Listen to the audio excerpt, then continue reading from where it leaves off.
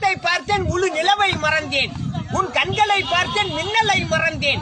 உன் கூந்தலை பார்த்தேன் கர்மேகத்தை மறந்தேன். நீ எதை பார்த்தா என்னை மறப்பதற்கு? கல்விக்கு பொருள் தந்த கலைவாணி நீயே, என் கனவோடு பேசுகின்ற மௌனங்கள் நீயே.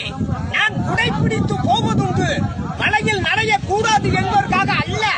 மீறி நடந்து விட்டால் அது உன் அன்பு மலையில் நடந்த நாட்களை நினைவுபடுத்தி விடுகிறது. ஒரு சாரல் பட்டால் கூட ஒரு சலசலப்பு, ஒரு தூரல் பட்டால் கூட ஒரு சிலிர்ப்பு.